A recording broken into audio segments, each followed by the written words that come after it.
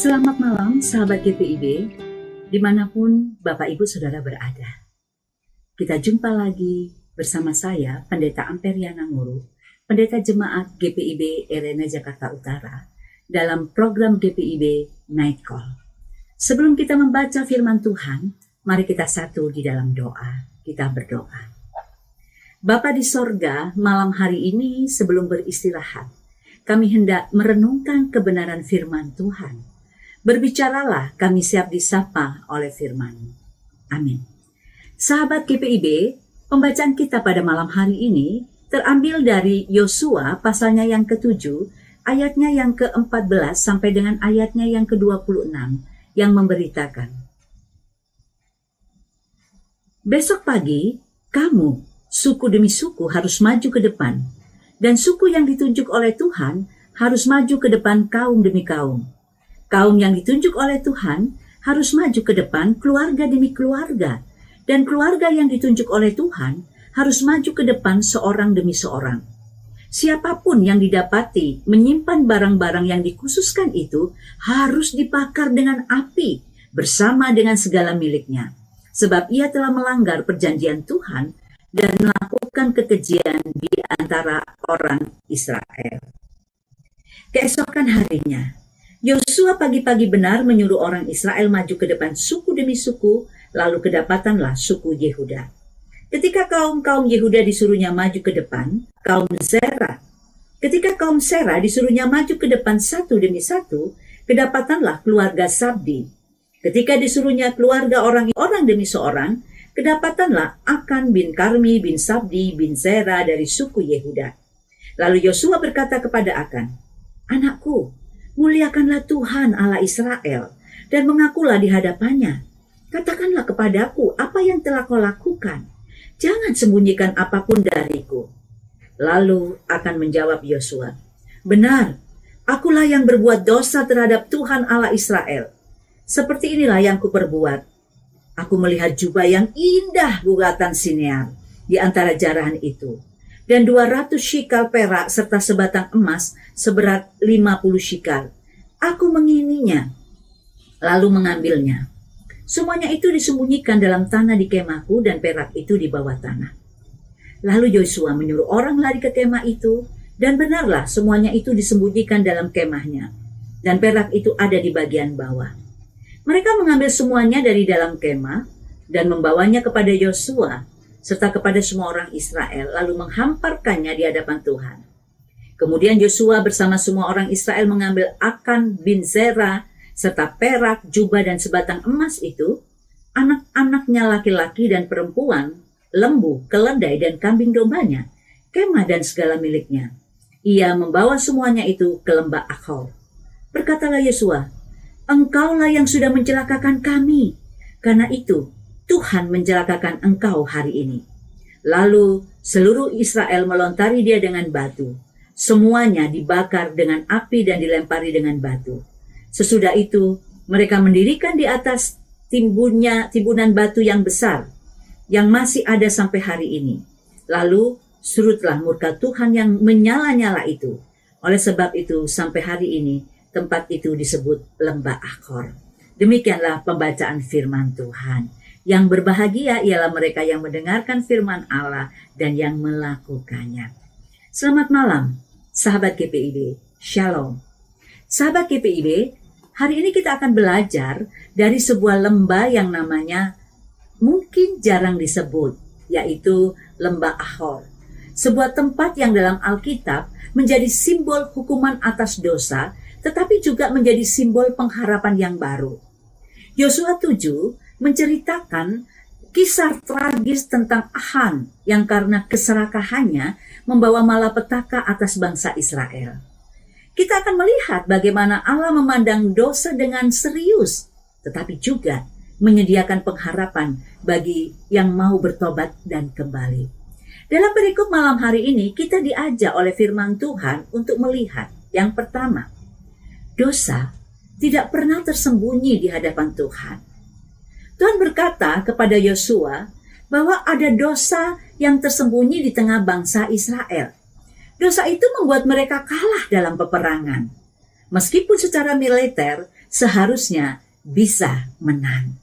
Tuhan lalu menyaring seluruh bangsa itu, dimulai suku demi suku, keluarga demi keluarga, hingga akhirnya ditemukan sebagai pelakunya, Achan.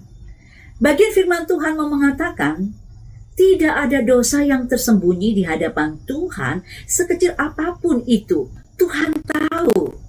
Dosa yang disembunyikan akan membawa celaka, bukan hanya bagi diri sendiri, tapi bisa berdampak bagi keluarga, bagi komunitas, bahkan juga pelayanan kita, dan juga bangsa. Oleh karena itu, saudaraku, hati-hati.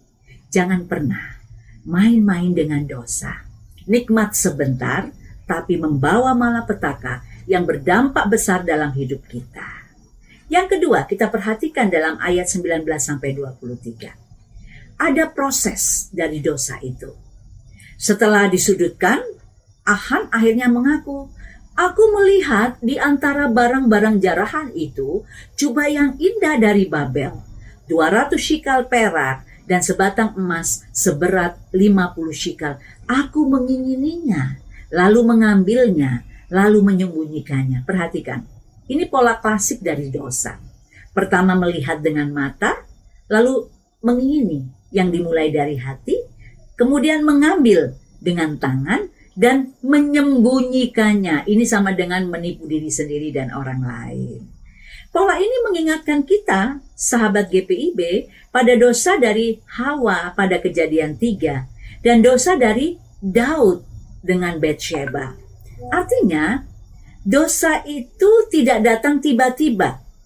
Ia tumbuh dari keinginan yang tidak dikendalikan. Oleh karena itu, kita belajar menjadi anak Tuhan yang bisa mengendalikan diri kita, keinginan kita, dalam iman yang teguh kepada Tuhan Yesus Kristus yang sudah menebus hidup kita dari kebinasaan dosa. Ingat, dia mati bagi hadirnya pengampunan Allah Bapa atas dunia yang berdosa, termasuk di dalamnya saudara dan saya. Yang ketiga, kita perhatikan dalam ayat 24-26, lembah Achor, tempat penghakiman yang menjadi pengingat murka Allah atas mereka yang melanggar perintah Tuhan. Achan dibawa ke sebuah tempat yang kemudian dinamakan lembah Achor, yang artinya lembah kesusahan. Di sanalah Achan dan seluruh miliknya dihukum. Ini mungkin terasa begitu keras bagi kita, tetapi ini menunjukkan betapa seriusnya Allah terhadap dosa. Achan dan seluruh miliknya dibinasakan di lembah Achor. Lembah Achor yang berarti lembah kesusahan. Nama itu kemudian menjadi pengingat bagi generasi ke generasi dari Israel bahwa dosa mendatangkan murka Allah. Namun dalam Hosea 2 ayat 14, Tuhan pernah menjanjikan bahwa lembah Achor akan menjadi pintu harapan. Artinya, meskipun Achor adalah tempat penghakiman, Tuhan bisa mengubah tempat kesusahan itu menjadi titik balik. Ketaatan pertobatan membuka kembali jalan kemenangan dan pemulihan. Menutup hari ini dengan firman Tuhan mengajak kita untuk merenungkan kisah Achan, memperingatkan seluruh sahabat GPIB tentang yang pertama, bahayanya melirik dosa dan bahayanya berkompromi dengan dosa. Mari kita koreksi kehidupan kita sepekan ini. Jangan sampai kita pun terjebak lirak-lirik dosa, bahkan mungkin mencoba berkompromi dengan dosa. Hati-hati sahabat GPIB, itu membinasakan kita nanti. Apalagi kita sudah memperoleh pengampunan dosa dari Kristus Yesus. Salib Kristus mengingatkan kita sekarang ini adalah milik Kristus.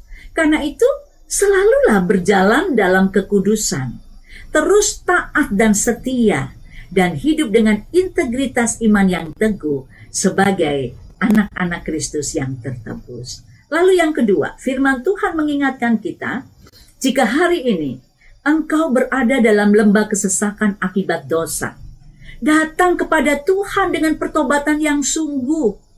Tuhan bisa mengubah lembah itu menjadi pintu harapan. Sebab kasih karunia Allah lebih besar dari kesalahan manusia. Lembah Kahor bukan akhir cerita dari kehidupan manusia yang berdosa dan dihukum.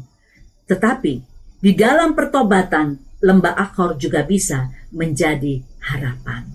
Selamat malam sahabat GPIB, selamat beristirahat. Tuhan Yesus memberkati.